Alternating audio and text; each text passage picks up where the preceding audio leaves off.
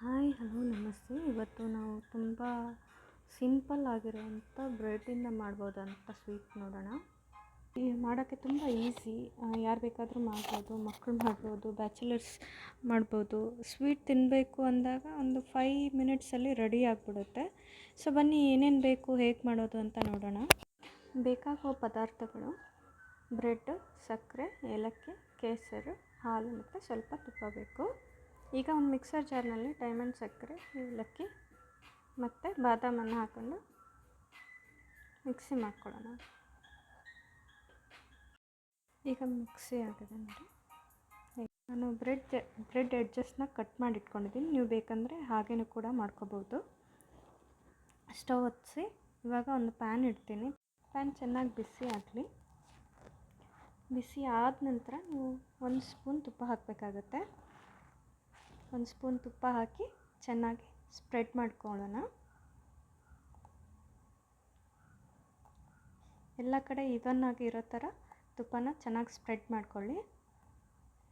Spread ಮಾಡಿ ಆದಮೇಲೆ ನಾವು ಎಡ್ಜಸ್ಟ್ ಕಟ್ ಮಾಡಿ ಇಟ್ಕೊಂಡಂಥ ಬ್ರೆಡ್ನ ಇವಾಗ ಪ್ಯಾನ್ ಮೇಲೆ ಹಾಕಿ 2 ಸೈಡು ಗೋಲ್ಡನ್ ಬ್ರೌನ್ ಬರೋವರೆಗೂ ಬೇಯಿಸೋಣ.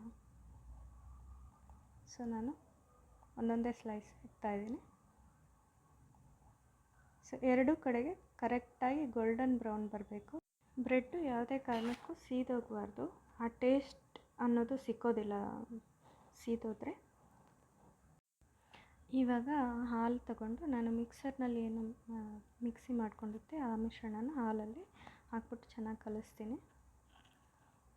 ಸೊ ಈ ಹಾಲನ್ನ ಪ್ಯಾನಲ್ಲಿ ಸ್ವಲ್ಪನೇ ಹಾಕ್ಕೊಂಡು ಸ್ಪ್ರೆಡ್ ಮಾಡಿ ಬ್ರೆಡ್ ಅಬ್ಸಾರ್ಬ್ ಆಗೋವರೆಗೂ ವೆಯ್ಟ್ ಮಾಡ್ತಾ ಇರಬೇಕು. ಇದೆಲ್ಲ ಒಂದು 2 ಮಿನಿಟ್ಸಲ್ಲಿ ಆಗೋಗುತ್ತೆ. ಸೊ ಕೆಳಗಡೆ ಸಾಫ್ಟಾಗಿರುತ್ತೆ, ಮೇಲೆ ನೀವು ಕ್ರಿಸ್ಪಿ ಬೇಕು ಅಂದರೆ ನೀವು ಮೇಲೆ ಹಾಲನ್ನು ಹಾಕ್ಬಿಡಿ. 2 ಮಿನಿಟ್ಸ್ ವೆಯ್ಟ್ ಮಾಡಿ ನಂತರ ನೀವು ಅದು ಹಾಲೆಲ್ಲ ಅಬ್ಸಾರ್ಬ್ ಆದ ತಕ್ಷಣ ಸ್ಟವ್ನ ಆಫ್ ಮಾಡ್ಕೊಳ್ಳಿ. ಆಫ್ ಮಾಡಿಕೊಂಡ್ರೆ ನಿಮ್ಮ ಸ್ವೀಟು ರೆಡಿ ಆಗುತ್ತೆ. ಸೊ ನೀವು ಸರ್ವ್ ಮಾಡುವಾಗ ಈ ಬ್ರೆಡ್ ಮೇಲೆ ಸ್ವಲ್ಪ ಹಾಲನ್ನು ಸೇರಿಸ್ಬಿಟ್ಟು, ಅಂದರೆ ಆ ಮಿಶ್ರಣ ಮಾಡ್ಕೊಂಡಂಥ ಹಾಲನ್ನ ಸ್ವಲ್ಪ ಎತ್ತಿಟ್ಕೊಂಡು ಅದನ್ನು ಕೊನೆಗೆ ಸರ್ವ್ ಮಾಡುವಾಗ ಸೇರಿಸ್ಬಿಟ್ಟು ಕೊಟ್ಟರೆ ತುಂಬ ರುಚಿಯಾಗಿರುತ್ತೆ. ಟ್ರೈ ಮಾಡಿ,